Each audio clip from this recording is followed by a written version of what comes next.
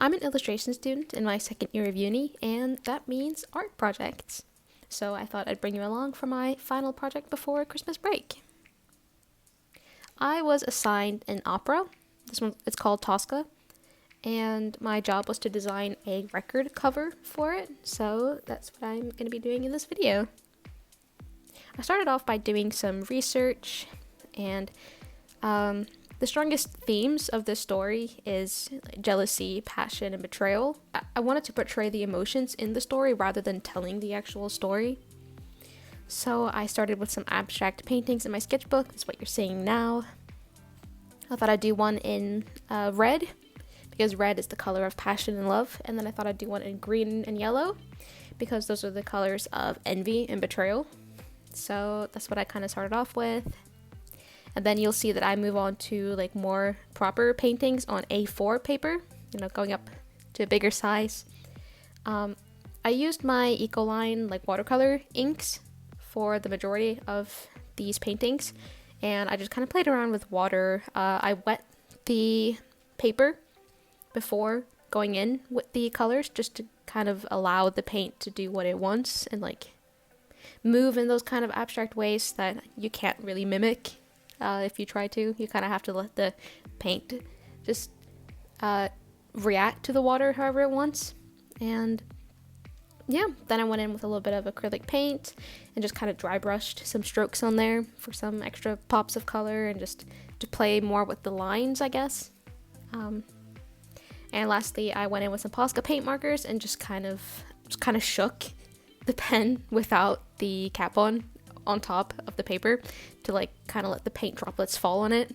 That was my way of making like little paint splatters without actually like getting paint all over my desk, even though I kind of did, but it's more controlled than putting or I felt more controlled than just putting paint on a paintbrush and just kind of like flicking it with my finger.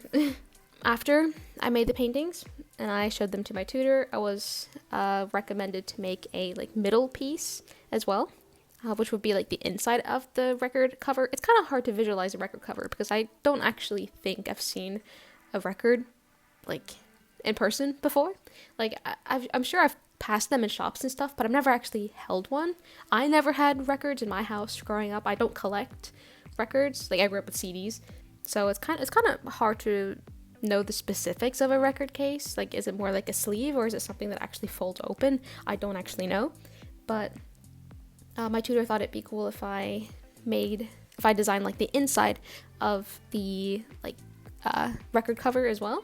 So you see me do another painting at the end here, and I wanted to kind of combine all the colors I used and make it kind of a transition, I guess. So you see the red and pink kind of meet the green and yellow. I then scanned and transported all these paintings to my iPad on Procreate so I could then mess around with them and do whatever I wanted. So I mainly used these abstract paintings and like just bold colors to portray the emotions of this opera, but I also wanted a lot of symbolism in it. And on the front piece, I drew these two characters together, and they're kind of embracing each other. Because at the end of the day, this is a tragic love story. So the man is kind of slipping away, or like you can kind of see his like fragments, like chipping off and kind of floating away, and that's to kind of symbolize the woman. I think her name is Tosca, losing her loved one. She's trying to like hold on to him, but at the same time, she's also holding this dagger, which symbolizes betrayal, because he believes that she betrays him. You can see a snake kind of wrapped around her arm as well. And that's to symbolize envy or jealousy, because a big portion of the story is Tosca's jealousy. And yeah, I also have some yellow roses around, and those symbolize envy as well. And on the back piece, I have red roses instead, which symbolize passion and love. And I kind of have this, and I have this hand, and it's either limp, like he's dead, or he's reaching for her. I don't really know. It's up to the viewer to decide, I guess. And there's blood, dripping from his fingertips, and there's thorns wrapped around his arm, and that's supposed to symbolize her betrayal. And then for the middle piece, I had a second hand, which is supposed to be Tosca's hand reaching for him, and you can kind of see his blood. Or well, I don't know, it's either his blood dripping down or it's like her reaching out for those like fragments of him that are slipping away. I didn't realize until after I made the drawing though, that I think the placement is technically off for this like middle piece, because if it's the inside of a record cover, that means it would be folded, and the hand would be like right in the crease, which is kind of poor design, but I'm not actually making a record cover, so I guess it doesn't matter. After these designs, after I finished the designs, I printed them out professionally in the Repro studio at my university, so I can actually see it in its proper size, because obviously record covers are quite big, and I can see it on, decent quality paper. And after that, I was officially done with the final project before Christmas break. So yeah, I have 1 week left of uni before I go back to Norway for Christmas, and I'll be there for around a month. I have a very long Christmas break, to be honest. Yeah, I'm looking forward to doing a lot of little fun hobbies during my time off.